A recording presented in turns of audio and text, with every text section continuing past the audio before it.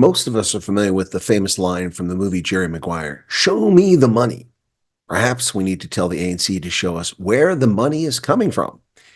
Yet another financial scandal for the ruling African National Congress in South Africa. The party that could not pay its Lutuli House staff for months on end, a party that welched on a debt to Izweni for over 4 years and faced liquidation when it had just 100,000 Rand in its bank accounts only 5 weeks ago. A party that is suddenly flush with cash to splurge on a 112th anniversary bash in Nelspruit to the tune of a reported 20 million Rand when it had just 100,000 in its bank accounts.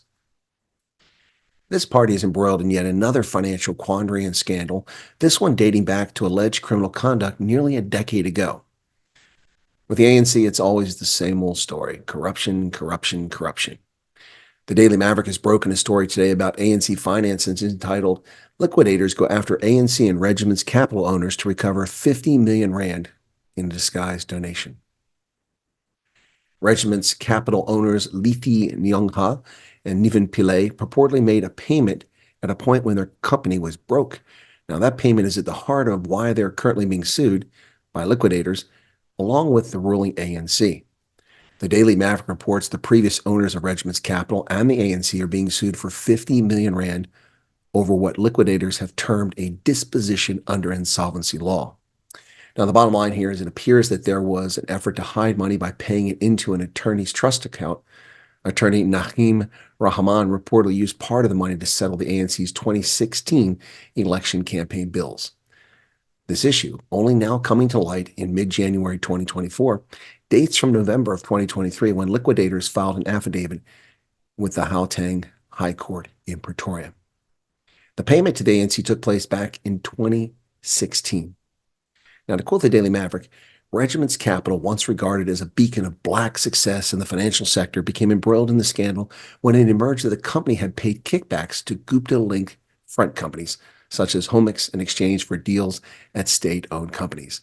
Does this come as any surprise to anybody that the ANC potentially is involved in not hush money, but payments? What's going on here? This is what the Daily Maverick story is implying, is that they got a payment that was money to hide when the company was going through insolvency. They hid money by paying it to the ANC. Knowing the ANC and its behavior, it doesn't seem unlikely that this is the case. But once again, the ANC embroiled in more chaotic nonsense. It is high past the time that the Independent Electoral Commission began investigating the African National Congress for its financial dealings. Many people have suspected for a long time, but it's painfully obvious to even the public to see that they can't pay their employees. They refused to pay 102 million Rand debt to a company that they hired in 2019, and then fines accrue to that and interest to the tune of over 140 million. And they're about to be liquidated, and it's publicly disclosed that the ANC has just 100,000 Rand, $5,000 in their bank account, and all their property is inventoried by the sheriff at Lutuli House, only to magically have this thing settled before liquidation takes place. Purportedly, unofficially, Izweni got 100 or 102 million, which is what they were owed, and it's settled. We don't know that to be factual. That is what people familiar with the deal are saying privately. So where did the 102 million come from? And better yet, where did the 20 million come from for the Nelspruit party? And better yet, why haven't they paid the employees in the past? And on top of that, this is back to 2016. So that would be 2 successive elections the ANC is involved in corruption, if this is true. Folks, you can't make this stuff up. Liberation, the party liberation. What a bunch of nonsense. It's the party of kleptocracy. South Africans, you need to wake up and send this party into the minority where it belongs. Thanks a lot, folks. If you're not familiar with the channel, check us out.